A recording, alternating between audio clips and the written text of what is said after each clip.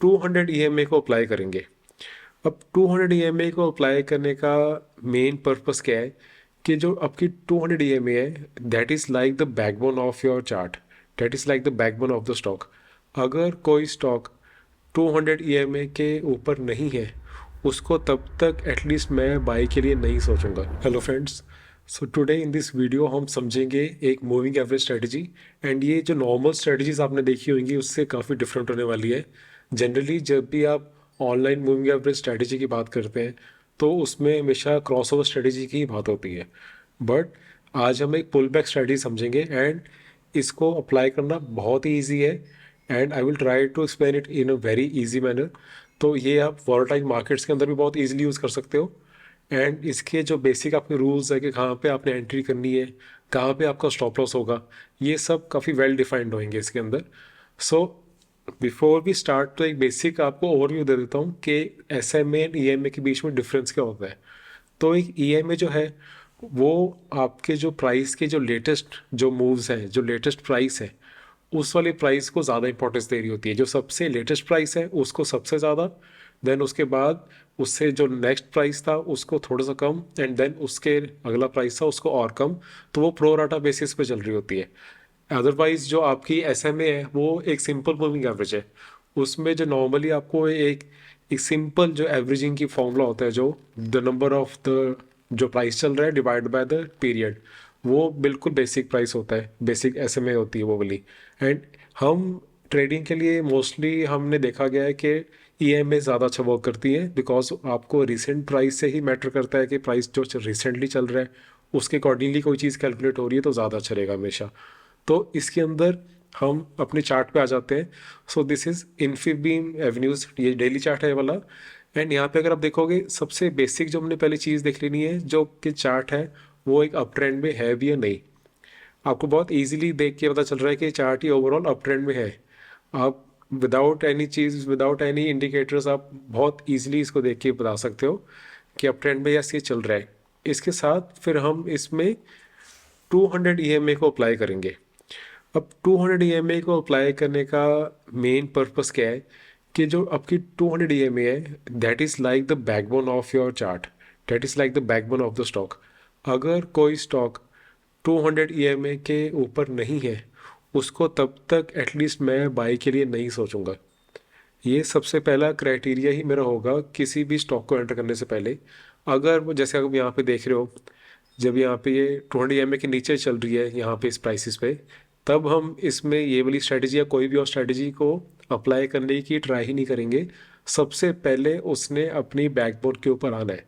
सबसे पहले वो 200 ईएमए के ऊपर होना चाहिए कोई स्टॉक, तो ही हम उसके अंदर कोई और फर्दर स्टडी करेंगे। जब तक डेली टाइम फ्रेम में कोई भी स्टॉक 200 ईएमए के ऊपर नहीं है उसको लॉन्ग के लिए एटलीस्ट मैं नहीं देखता हूँ। एंड वो इसी स्ट्रैटेजी के लिए नहीं, किसी भी स्ट्रैटेजी के लिए दैट इज़ ट्रू। जब तक 200 ईएमए के वो ऊपर नहीं है स्टॉक तब तक उसको लॉन्ग के लिए नहीं देखना है। अब यहाँ पे इसने इस प्राइस के बाद आके आप देखोगे 200 ईएमए के ऊपर ये आ गया, तो हमारा एटलीस्ट जो पहला चेकलिस्ट है वो यहाँ पे टिक हो जाता है कि यस ये एटलीस्ट अपनी बैकबोन के ऊपर चल रहा है। अपनी जो पूरा इस स्टॉक का जो ऑलमोस्ट एक साल का जो प्राइस है उसके ऊपर ये चल रहा है। इसके अंदर फिर हम ये वाली स्ट्रैटेजी अप्लाई करेंगे। उसके बाद हम इसमें देखेंगे कि ओवरऑल आपका जो प्राइस स्ट्रक्चर है हायर हाइज हायर लोज बना भी रहा है, जो ओवरऑल एक बुलिश पैटर्न होता है वो यहाँ पे हो रहा है कि नहीं हो रहा। उसके बाद फिर हम इसके अंदर 50 ईएमए अप्लाई करेंगे। तो यहाँ पे रेड लाइन जो है वो 200 ईएमए है, एंड जो ये ब्लूइश लाइन जो आपको दिख रही है दिस वन इज़ 50 ईएमए। तो आप देखोगे यहाँ पे ये प्राइस जो है 50 ईएमए के ऊपर भी ट्रेड कर रहा है, एंड 200 के ऊपर तो ये ऑलरेडी कर ही रहा है, उसके अंदर हमने देख ही लिया था ये चीज़ पहले ही। तो जब यहाँ पे ये 50 ईएमए के ऊपर आ रहा है एंड इसको आके रीटेस्ट कर रहा है, अब यहाँ पे पॉइंट नोट करना है कि हमने एग्जैक्टली काफ़ी बार यही नहीं देखना कि यार ये बिल्कुल रीटेस्ट प्रॉपरली कर रहा है या नहीं कर रहा। जैसे यहाँ पे तो वो प्रॉपर रीटेस्ट कर रहा है, बट हो सकता है काफ़ी बारी वो उसी एक लेवल के आसपास आए, एग्जैक्टली उसको प्रॉपर टच ना करे बट उसके अराउंड आके वहाँ से बाउंस हो जाए, तो वो भी हमारे लिए वैलिड होगा। हमने टेक्निकल एनालिसिस को प्रॉपर कोई हमने इसको एज अ साइंस नहीं लेना, दिस इज़ एन आर्ट। ये आपने पहले भी काफ़ी बार सुना होगा। तो जब भी ये इस जोन के पास आ रहा है जो कि 50 में है, तब हम उसको कंसिडर करेंगे। एंड उसके अंदर हमने अब देखना क्या है, हमने वहाँ पे आके कुछ भी बुलिश फॉर्मेशंस देखनी है कि 50 के पास आके कुछ बुलिश फॉर्मेशंस वो बना रहा है या नहीं बना रहा। अब बुलिश फॉर्मेशंस में क्या क्या हो सकता है? फर्स्ट वन इज कि बुलिश कैंडलस्टिक पैटर्न्स वहाँ पे आ रहे हैं, जैसे कि वहाँ पे कोई हैमर आ गया, या फिर बुलिश इंगल्फिंग कैंडल वहाँ पे कोई बन रही है आपकी, या फिर बुलिश हारामी कैंडल बन रही है। एंड देन एक पॉइंट बहुत ज़्यादा ज़रूरी है जिसको मैंने देखा है कि काफ़ी ट्रेडर्स मिस कर देते हैं, वो 50 पे एक बुलिश कैंडल की तो वेट कर लेते हैं, बट उसी कैंडल को देख के वहीं पर ही बाय कर लेते हैं। एंड काफ़ी बारी उनका स्टॉप लॉस हिट होता है।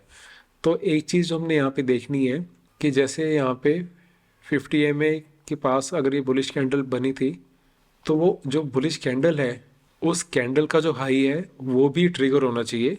अगर सपोज ये 50 के अराउंड ये कैंडल बन रही है, एक बुलिश कैंडल, इस कैंडल का जब हाई इससे नेक्स्ट कैंडल ब्रेक करेगी, जब उसके ऊपर ट्रिगर कर रही होगी इसे नेक्स्ट कैंडल, तो ये पॉइंट काफ़ी ट्रेडर्स मिस कर देते हैं यहाँ पे। जब एक बुलिश कैंडल बनेगी 50 के अराउंड, उस कैंडल का हाई अगली कैंडल को ट्रिगर करना है, यानी कि उस कैंडल का हाई उससे नेक्स्ट कैंडल ने ब्रेक करना है।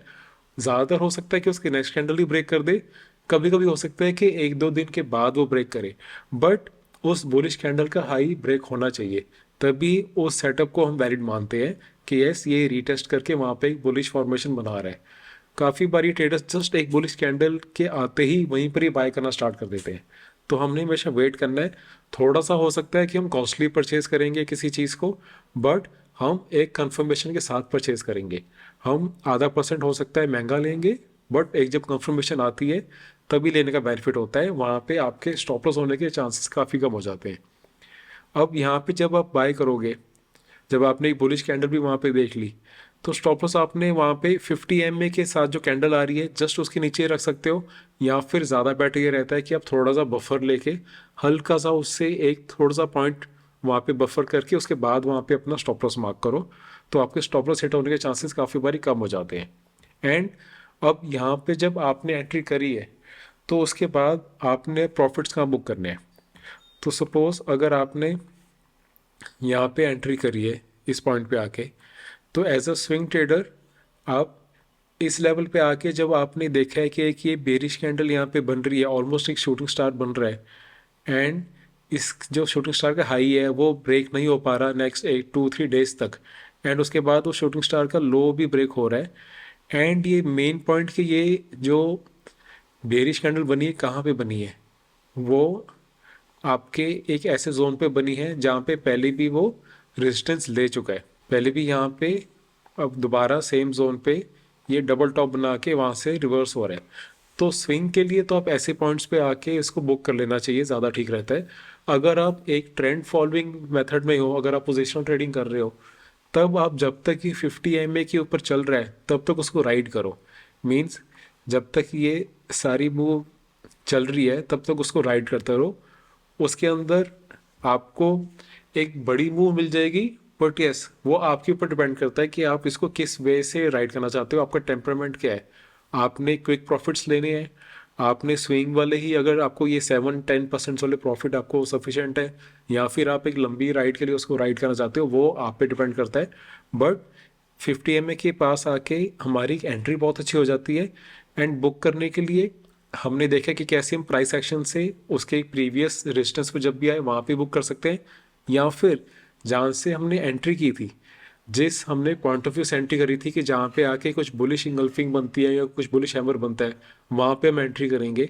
वैसे ही बुकिंग करने के लिए भी हम यही देख सकते हैं कि जब टॉप पे प्राइस आ रहा है वहाँ पे आके कुछ बेरिश सिग्नल बन रहा है क्या, जैसे यहाँ पे हमने देखा था शूटिंग स्टार बन रहा है, फिर शूटिंग स्टार ट्रिगर भी होता है, या फिर टॉप में आके आपकी कुछ बेरिश इंगल्फिंग कैंडल बन जाती है, या फिर टॉप में आके कोई इन्वर्टेड हैमर बन जाता है। कहीं पे भी कुछ ऐसा साइंस आते हैं कि आपको दिखता है कि यस यहाँ पे बुक कर लेना चाहिए, depending on the chart structure, depending on the candlestick structure, तो वहाँ पे भी आप बुक कर सकते हो। बट काफ़ी बारी मैंने देखा है, एक बारी अगर आपने स्विंग ट्रेड लिया है, स्विंग ट्रेड को ज़्यादातर आप डबल टॉप पे आके एक बारी बुक कर लो, जैसे यहाँ पे हमने देखा था। वो काफ़ी बारी ठीक रहता है बिकॉज आप स्विंग के लिए ले रहे हो, एंड आपको जो मूव चाहिए थी ऑलरेडी आपको मिल गई है। अगर आप इस मूव में भी देखोगे तो आपका रिस्क रिवॉर्ड रेशियो अच्छा मिल गया आपको। तो ऐसे केसेस में आके उसको बुक कर लेना चाहिए। एंड ये मैंने चार्ट कल इवनिंग में जैसे मैंने स्कैन किया था, एंड तब तक ये बस एक यहाँ पे बेरिश कैंडल थी अराउंड 50 MA। आज बाय चांस यहाँ पे प्रॉपर एक दोबारा से बहुत अच्छी बुलिश कैंडल आ गई है, एंड यहाँ पे बुलिश इंगल्फिंग भी बन रहा है। अब हमने जस्ट यहाँ पे आज नहीं लेना था, यहाँ पे जब कल या फिर एक दो दिन में जब इसका हाई के ऊपर ट्रिगर करेगी नेक्स्ट डे की कैंडल, तब हमने उसको बाय करना है। एंड अच्छे, ये कोई रिकमेंडेशन नहीं, ऑब्वियसली एक लर्निंग पर्पस के लिए वीडियोस होती है। जब तक ये वीडियो पब्लिश होगी तब तक वैसे ही ये चार्ट चेंज हो चुका होगा। बट यस, आपने कंसेप्ट ये वाला समझना है कि इसको अपने कैसे एक सिंपल मूविंग एवरेज से इसको एंट्री करनी है। एंड इसके साथ हम साथ में चार्ट देख लेते हैं। So this one is NTPC। अब यहाँ पे भी देख सकते हो हमारी ऑलरेडी 200 EMA के ऊपर चल रहा है, तो हमारा वो क्राइटेरिया यहाँ पे फुलफिल्ड था। उसके बाद 50 EMA के ऊपर भी जब आया है तो बार बार देखोगे आप 50 EMA के पास आके वहीं पर ही कोई बुलिश फॉर्मेशंस बना के वहीं से बाउंस होता है। जब भी 50 EMA के पास आता है bullish formations and then bounce. इस टाइम भी 50 EMA के लो पे, मतलब 50 EMA के नीचे चल रहा है। वी विल सी यहाँ से बाउंस होता है या नहीं होता है। बट ये सेम जो हमने अभी इन्फीबीम के चार्ट में देखा था वही सेम चीज़ हम यहाँ पे देख रहे हैं। येस आई नो कि मैंने ये स्टॉक स्कैन ही उस वजह से करे हैं कि मैं 50 EMA वाली आपको स्ट्रेटजी दिखा सकूं। बट आप अब इसी स्ट्रेटजी को अपने फेवरेट स्टॉक्स के अंदर देखो। मोस्टली जो स्टॉक्स एक अच्छे अप ट्रेंड में हैं, जो काफ़ी टाइम से एक अच्छे अप ट्रेंड में चल रहे हैं, एंड आपने उसमें कंफ्यूज थे कि मैं एंटर करना चाहता हूँ, हो सकता है कि आपसे वो मूव मिस हो चुका है, अब आप उसको एंटर करना चाहते हो बट आपको नहीं पता कि एग्जैक्टली कहाँ पे एंटर करना है। तो ये स्ट्रेटजी आपको एक अच्छे लेवल पे उस पर एंट्री करा सकती है। हो सकता है कि आपने उसको पोजिशनल के लिए कैरी करना है, तो आप उसको इंटायर मूव जब तक कि वो 50 EMA के ऊपर चल रहा है तब तक उसको राइड कर सकते हो। जब वो 50 EMA से ब्रेक डाउन देता है एग्जैक्टली उसे तभी बस एग्जिट करना, वरना आपको इसी से एक बहुत अच्छी लंबी मूव मिल सकती है। एंड एंट्री के लिए अच्छा पॉइंट मिल जाता है जब वो 50 EMA के पास आके वहाँ से बाउंस हो रहा होता है। अब 50 EMA ही क्यों, 50 EMA ऑलमोस्ट आपका एक पूरे क्वार्टर की एवरेज आ जाती है। एंड क्वार्टर में 60 डेज़ है वर्किंग डेज, एंड साथ में 2-3 डेज़ 4 डेज़ उसमें आपकी हॉलीडेज़ के निकल जाते हैं। तो 50 EMA मैंने देखा है काफ़ी अच्छी तरह वर्क करती है। अभी एग्जैक्टली 50 EMA का ऐसा कुछ प्रॉपर लॉजिक नहीं है। अगर आपने 51 डेज़ करना है, कोई 49 डेज़ करना है, 48 डेज़ करना है, वो भी कर सकते हो। बट एक 50 EMA अच्छे वर्क करते हैं यहाँ पे। तो ये स्ट्रेटजी अब आप अपने फेवरेट स्टॉक्स पे भी स्कैन करके देख सकते हो। ऑलरेडी जो आपके पोर्टफोलियो में उसमें भी आप देख सकते हो। कोई स्टॉक जिसको आप बाय करना चाहते थे बट नहीं कर पा रहे थे, उसमें भी आप ये चीज़ देख सकते हो। एंड आई एम श्योर कि ये आपको काफ़ी हेल्पफुल लगेगी। So thank you for this video. Investments in the securities market are subject to market risk. Read all the related documents carefully before investing.